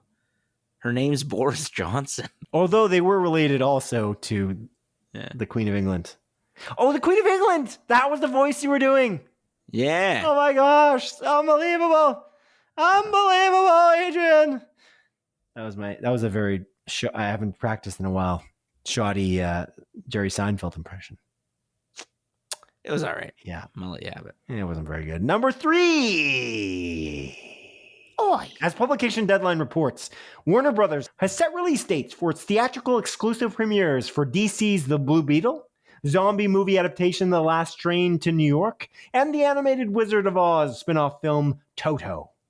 The Last Train to New York is an adaptation of the highly regarded South Korean zombie film Train to Busan and will launch on April 23rd, 2023. The Blue Beetle movie will be directed by Charm City Kings director Angel Manuel Soto and will launch on August 18th, 2023. Finally, the animated Toto movie is meant to follow the story of Wizard of Oz from Dorothy's dog Toto's perspective and will debut on February 2nd, 2024. Adrian? 3 movies with new release dates from Warner Brothers. What are you thinking about that? Well, Simon, what I'm thinking is it's interesting because the Blue Beetle movie was originally announced as an HBO Max exclusive film. Yes. Which I think was announced at DC Fandom, if I recall correctly. So it's kind of neat that they're, backing down from that and are going to release this movie theatrically. So I think that's just a win in general for people like us that love going to the theater. Yeah. So I did want to Assuming we don't have some other insane variant of COVID that's going to just ravage the world. So. Yeah. Anyways. But yeah, I just wanted to bring that up and just be like, oh yeah, that's super cool. But also I wanted to bring up The Last Train to New York as well. I've talked very highly of Train to Busan. I think that movie's really, really, really good. And it's directed by Yoon Sang-ho, I believe. And by I believe, I'm reading that off Google right now. And I know you also watched that movie. I think reviewed it on this podcast, and you also really liked it. So I don't know. I'm kind of interested in The Last Train to New York. I feel like it is an adaptation and, they're Americanizing it or whatever, but I think it can be done well. And And I'm curious to see like I guess an Americanized version of it. Now, what's interesting is The Last Train to New York. I forget the director's name. I looked this up prior. I totally forgot the guy's name though. It's actually being directed by an Indonesian director, which is kind of interesting. So although it is like an American version, it's not necessarily being made by some just like American dude, I guess. Which isn't he? What do you mean? He's like a guy who's... Well, I mean, like I'm sure he lives in America. Well, it's a multicultural nation. Is it America? Are you serious? Well, they're not doing it very well necessarily. Yeah. Not to diss you guys over there, but some of you are pretty good. Racism might be a problem. Yeah. So Timo, I'm gonna butcher this. Tjajanto, Tjahjanto. He's the guy doing the remake, and then James Wan's producing, which is kind of cool. But one thing I wanted to talk about real briefly is I never mentioned it on the show, I don't think, but I tried to watch the Train to Busan sequel, Peninsula. Right. This was a few months ago, and I literally could not get through it. I watched like the first like 30 minutes and I was like, this is fucking garbage. I was like, what the fuck is this? And it was like what blew me away as well is it's by the same director that made the first one. So it's not even like, them trying to like make, a bunch of money on it or whatever and do something, just continue it and not respect the original source material. It's literally by the guy that made the original movie. And goddamn, I thought it was genuinely awful. I could not get through it. The CG was absolutely atrocious and everything like that. And Yoon Sung Ho, he actually just came out with a Netflix series called Hellbound, which is about like demons coming from the ground and just killing a bunch of people, which looks interesting. I kind of do want to watch it, but after watching Train to Busan Peninsula, I was just like, ugh, this is just not good. I did not like it. I even paid for the rental. I think I paid like $5, and I was like, I started watching. I was like, I can't do it. I can't do it. So one of the reasons I chose this story was to tell people not to watch the sequel to Train to Busan. That was one of two reasons. I see. Yeah, I don't really have much else to say. I don't really care for Wizard of Oz Toto movie personally, but I don't know about you. What are your thoughts? I know that felt very abrupt, like the way I just explained that, but yeah. I just wanted to make these 2 points. I was just trying to find something else about that director. I just don't know anything about him, and the way you talked about him is like he just kind of moved to the United States yesterday. But I'm just looking it up just to see what his deal is. Like, what did he make before? Was it good? But I can't find it, and I can't even find The Last Train to New York on IMDb, really. It's like an empty page. There's like no info on it, which is weird. But yeah, I don't know. I want to know what he did. But let's find out together. I don't know. If you can find out, perfect. The Blue Beetle, I don't have any connection to. I don't know what it's going to be, and I don't know if I should be looking forward to it. There's a lot of DC adaptations that are coming out. There's a lot of superhero movies, and I don't have superhero fatigue. I gotta be honest, because there's so many good ones. And like when you watch this movie like Spider-Man No Way Home, and you and I, we loved it so much. Like we are definitely not fatigued. I'm down for every episode of Hawkeye. I'm down for all of these things, but I'm a little wary of kind of mediocre ones. So I'm hoping, like, because we just talked about it moments ago, the Gotham Knights thing is just not interesting to me at all, because it just seems like it's going to be mediocrity. But I'm not sure. I mean, we could be wrong. It just seems, I don't know. I'm hoping the Blue Beetle is good. Mm-hmm. But it is a lesser known hero from what I understand.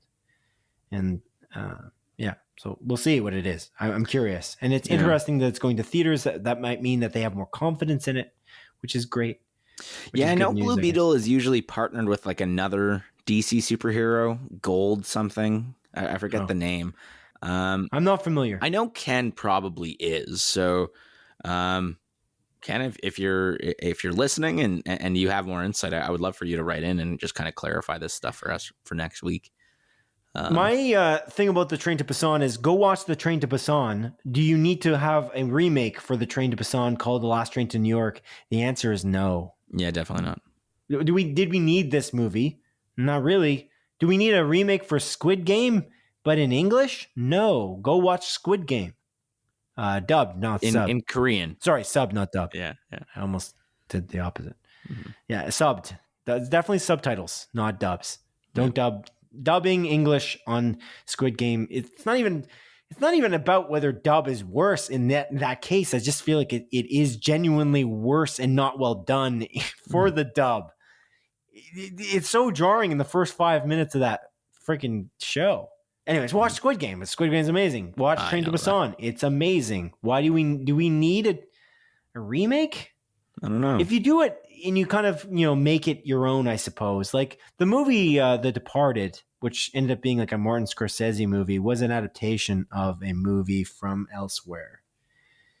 And now I'm blanking on the movie history of where The Departed was initially remade from. I don't know. So I'm looking it up just to make sure. Cool. Let's just see. It's a remake of a 2002 Hong Kong film called Internal Affairs. Oh, okay. But The Departed is like an Oscar-nominated film that's highly regarded. It's got an incredible cast, and it's Martin Scorsese. Have you watched The Departed, Adrian? No. Not related to these films that we're talking about at all, but I'm just saying as a concept. That was a really good remake. But I think that the concept of zombies on a train is cool, but it's pretty thin. Like, The Departed is a pretty high concept. Like, there's a lot going on there. There's a lot to look at. I don't know that there's a lot to do in this particular situation. So I kind of miss the point of why you're making this into an English adaptation. Yeah, I don't know. Am I missing the magic of why this is good? I don't know. I think it's just to appeal to a wider audience. Some people just don't like to read, don't like watching like movies from other places, and I guess they just want it to tell the story to other people. Is that kind of out of touch though, considering Squid Game, or are you saying that Squid Game's going to be made into an English adaptation? Oh no, I'm not saying that. I'm just saying that's my assumption as to why they're doing it. But Squid Game is far more popular than it is. The Train to Busan. That's why I'm wondering, like, where is the connection here? Maybe, but is there a purpose? And I think no, and I think there's less of a purpose for this. But I would have not even connected it. Well, I guess you kind of have to. But do you? I don't know. Maybe do you? Because again, there's not. What is there to really connect? There's zombies and the trains and zombies. Like there's not a. You're just making another movie. I don't know. Yeah, I don't know. I'm curious because I mean, to be fair, Train to Busan is also it's a father-daughter movie. For like, although the train and the zombies are a setting, I think a lot of that movie has to do with like a broken relationship with this father and his super young daughter, and him trying to just make sure she makes it out alive, which isn't necessarily unique. It was just done so well in that it's like, how can you really top it? But yeah, I don't know. It's interesting. But by the way, I did look up this Timo Tjahjanto. Again, I feel bad. I feel like I'm butchering this. So he's an Indonesian, like his citizenship is Indonesia. However, he was born in Germany. He went to school in Australia. So he's been around. His probably like one of his better known movies was maybe not better known, but a very well regarded movie that just recently came out is VHS 94, which came out this year, which I think is like above a 90% on Rotten Tomatoes. I'm going to look this up. It is a 92% on Rotten Tomatoes. Okay. So that's his like most recent movie that he did. He also did, I guess, VHS 2, The Night Comes for Us, which I haven't watched. I haven't seen any of his movies, to be fair. But he has made movies, and I guess his most recent one is very well regarded in the horror space and critically, I guess, in general. So, right. Yeah. So maybe he's the right guy for it. Who knows? I just don't see what the point of his nationality has to do with the adaptation. That's why I called it out. Oh, I mean, it doesn't really have anything to do with it. I'm just saying he's not an American. Because, like, if you look at, like, Taika Waititi's from New Zealand, right? Yeah, he is. But he could easily adapt like he could do an English adaptation for anything. Mm-hmm. But he's not American. So that's why I called it out. Well, like Indonesia isn't English dominant speaking country, is it? Oh, I see, because they don't speak English. Yeah. Anyways, doesn't really matter. Other than that, I love The Wizard of Oz. So Toto's perspective, does it interest me? I don't know. Is it going to be good? Will they put Toto's Africa in the movie? Toto's Africa. I hope so. That's the most important thing. But if you think about these three movies, none of these are particularly like, oh, wow, I'm so excited for this. Yeah. Really. Like, show me more. Show me what you got. Show me what you got. And then we can go from there. Now on to the montage, a sequence of our show in which I briefly present the week's smaller news stories as Adrian delivers a brisk verdict. Number 1. As Variety reports, the Awake series actor Wilmer Valderrama has been cast as Zorro in the upcoming Zorro TV series from streamer Disney+. Neat. Do you have any attachment to Zorro, Simon? I enjoyed the Antonio Banderas movies. Yeah, me too, kind of. From what I remember. Number 2. As Deadline reports, the M. Night Shyamalan and Tony Bascalup produced horror TV series Servant has been renewed by streamer Apple TV Plus for a 4th and final season. Oh, does this excite you, Simon? It sure does. Number 3. According to publication The Hollywood Reporter, director Denis Villeneuve will direct a film adaptation of Arthur C. Clarke's science fiction novel Rendezvous with Rama. I don't know what that is, but I'm down for anything Denis Villeneuve does. Denis Villeneuve, sorry. Number 4. According to Variety, Sonic the Hedgehog actor Ben Schwartz has been cast in the horror film based around Dracula's henchman, Renfield, which is also set to star Nicolas Cage, Nicholas Hoult, and Awkwafina. When we brought this up a couple weeks ago, you mentioned that you thought that this would be a horror movie, and I was like, I don't think they said that. At this point, yeah, this is probably a horror movie. Sorry, a comedy movie. I meant comedy movie. Yeah, horror comedy is what I thought. Horror comedy. Thought it might be. Number 5. As Variety reports, the Apple TV Plus thriller series Suspicion, starring Kill Bill actress Uma Thurman, is set to air on February 4th, 2022. Ooh, I have the slight suspicion that this will have high production value, like all the other Apple TV Plus shows. Number 6. As reported by Deadline, network CBS has renewed the CSI Las Vegas revival for a 2nd season, but Gil Grisham actor William Peterson will not reprise his role despite his presence in the 1st season. Are you kidding me? This is unbelievable. What's the point? I did actually really like CSI Las Vegas back in the day. Number 7. As Deadline reports, Law & Order actor Sam Waterston is set to reprise his role as lawyer Jack McCoy in producer Dick Wolf's recently revived 21st season of Law & Order. Amazing. Good stuff. I don't think you got a show without Sam Waterston. Gotta be honest. You don't? He's pretty quintessential to that series, I think. Number 8. As Variety reports, industry analysts are predicting a very strong year for the box office in 2022. The forecasts predict that 2022 will boast sales double that of what we've seen in 2021. It doesn't feel like it right about now, but let's hope so. Number 9. As Variety reports, Reservation Dogs creator Starlin Harjo has just signed an overall deal with Network FX that will enable him to develop further projects for FX while he continues to showrun his Golden Globes nominated Reservation Dogs series. Neat. I heard really good things about this Reservation Dogs series, and I want to say it is on Star here in Canada. Disney Plus Star. Number 10. As followed by The Hollywood Reporter, Showtime's incredibly well-reviewed plane crash-based coming-of-age drama series Yellow Jackets has been renewed for a 2nd season. Creators Ashley Lyle and Bart Nickerson are planning for a 5-season run. Oh, okay. Interesting. Yeah, I've heard very good things about this Yellow Jackets show. For whatever reason, I thought it was about wasps. It's 100% on Rotten Tomatoes right now. 100%. That's wild. Which is pretty rare for a show that's kind of been out for a couple months. Mm-hmm. And that concludes the montage. Arcane is also 100% on Rotten Tomatoes. Again, pretty rare stuff. Yeah. Pretty rare. Oh my goodness. Oh man, I'm tired. This is a long episode.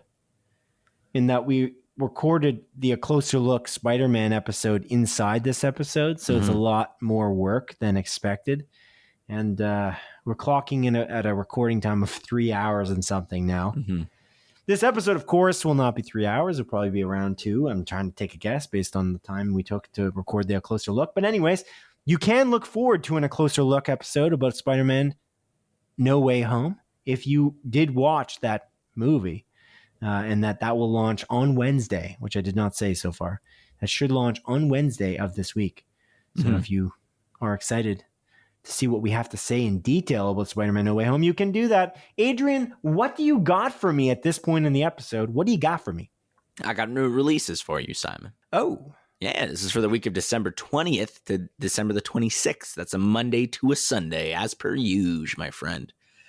And the first movie that's coming out is coming out on Tuesday, December the 21st. And it's a movie called Grumpy Christmas. This is a Netflix original movie, and it's about a family that goes to the beach. And their Christmas goes awry on this beach when the family members start a Christmas competition. Okay. Yeah. What time is it now? Oh, my God. It's 1:30 in the morning. Yeah, I got to work at 12:30 tomorrow. Oh, that's good for you. Yeah. I work in the morning. What time do you work? 10? I work 9. In the wee hours of the morning. I work at 11:30. Oh, okay. Well, that's not too bad. That's only like 1 hour difference. But anyways, I'm just gonna mention this again. I mentioned Being the Ricardos a couple weeks back because of a limited theater release. Even though I say that I don't do limited theater releases, anyways, this is coming to Amazon Prime Video. I'm done. We're not talking about this. I'm gonna continue.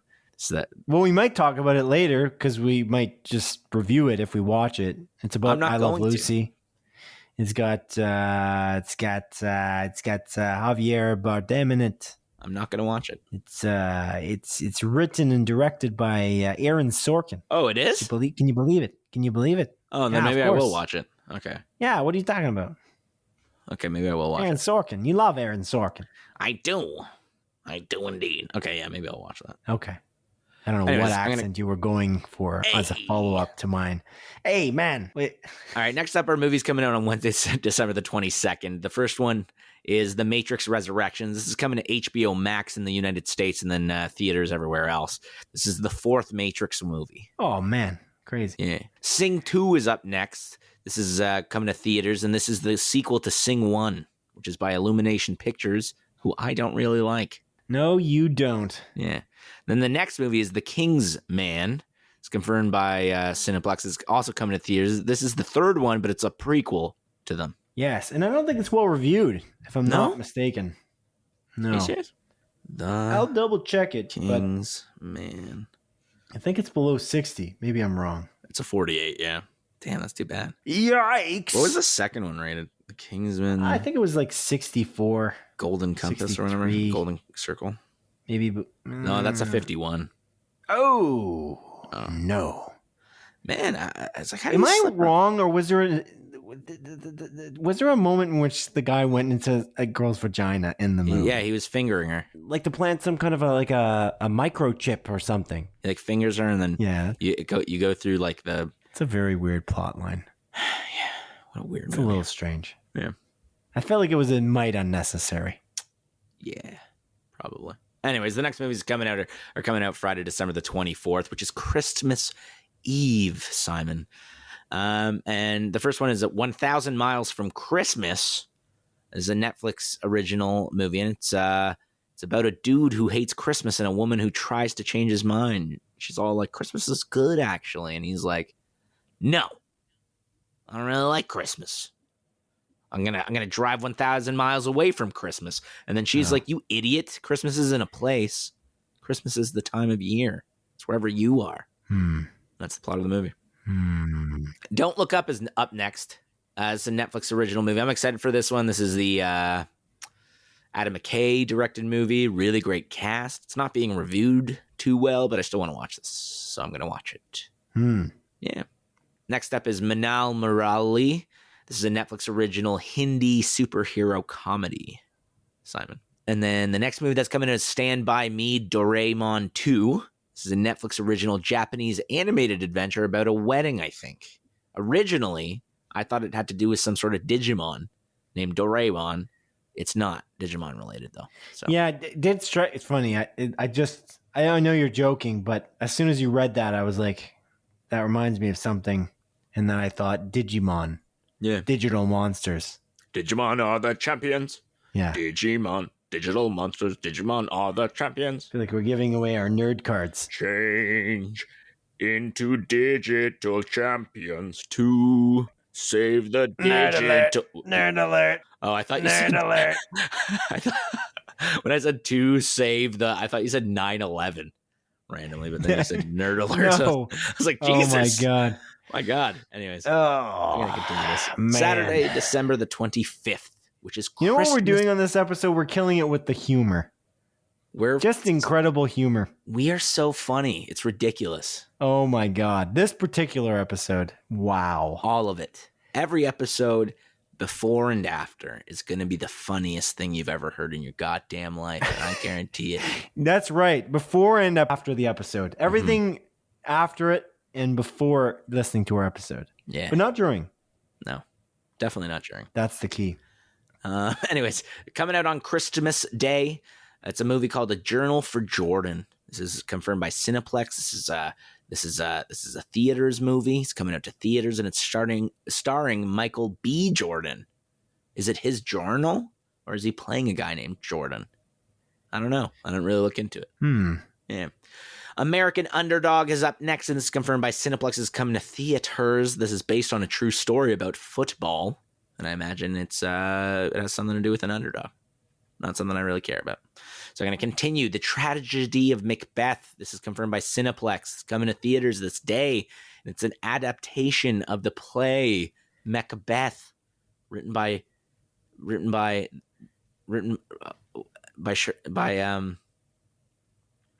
Shakespeare. Jesus. I was wondering if you just didn't I forgot. know who wrote it, or No, I knew. I was going to help you out in a moment, but you got it. You did it. You arrived at the conclusion. Thank you. And then the last movie coming out on Sunday, December the 26th, and it's a movie called Lully. It's a Netflix movie about a medical student that gets the power to hear people's thoughts, Simon. And that's it. That's all, baby. That's it. That's all. That's excellent. Thanks. That's excellent. Yeah, not too many movies. I just realized that this is the last episode that we air before Christmas, Adrian. It's true. It's interesting. It's interesting. I watched actually a Christmas movie called Klaus, which is like a Netflix original movie. It's an animated film with J.K. Simmons and Jason Schwartzman. Whoa.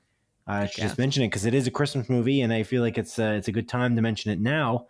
It was a really good movie. It's an animated film, very, very well done. It's a very, I shouldn't say completely original, but in the way that kind of you often see very traditional type Christmas movies about Santa Claus, etc. This one is a little bit more off the beaten path, and I do appreciate that quite a bit. It's a very heartfelt tale.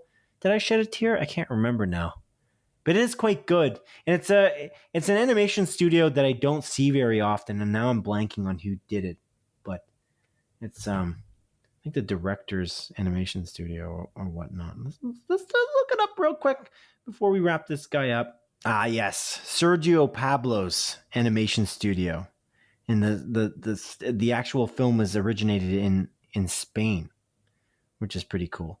But bottom line, very good movie, and it also stars Norm Macdonald in it. Oh, which I very much appreciated because I don't recall him being in any animated movie that I've watched, or listened to him in the near past.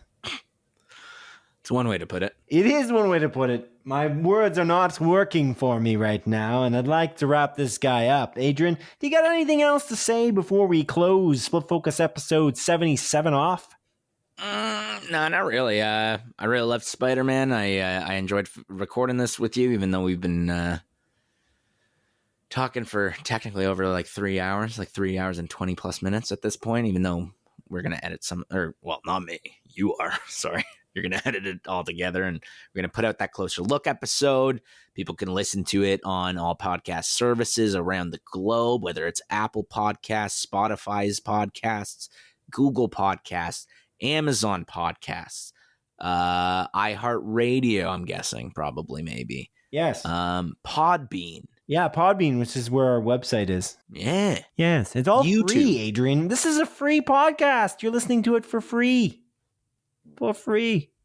The only thing you're paying is your time. And your love. And your kindness. And if you could write us a review on some of these podcast services, like specifically on Apple Podcasts, we'd appreciate it very much. We'd think of it as a Christmas gift to us. Mm-hmm. All right, Adrian. I think that's about it. It's about it. I appreciated hearing your opinion about Spider-Man No Way Home, because we don't talk outside this podcast. And although we went to see the movie together in the same theater, we didn't say anything about it after the film. And we kind of just went separate ways after nodding to each other very slightly. So it was nice to see your opinion and to see how much you loved it. And I really do hope to go see it with you again soon, maybe with Ken, if we can find a theater showtime that we can that is not packed. Mm-hmm. But yeah, that's pretty much it. Thank you for listening to the 77th episode of Split Focus, a film and TV podcast. My name is Simon Eady, and this is Adrian Pinter signing off. It is I signing off, Simon, after 3 hours and however many minutes, but not for the listener. But you know who else signed up at around the 3 hour mark? Ben Affleck's Batman and the movie Batman v Superman. Dawn of Justice Ultimate Edition, which is a good movie. It's a great movie, even. And its shorter counterpart, just Batman v Superman, also a good movie. And so is Resident Evil Welcome to Raccoon Town. That's a good movie. I like that movie a lot, actually. And that's it. That's all, baby. That's it. That's all. Take care. Goodbye. Goodbye.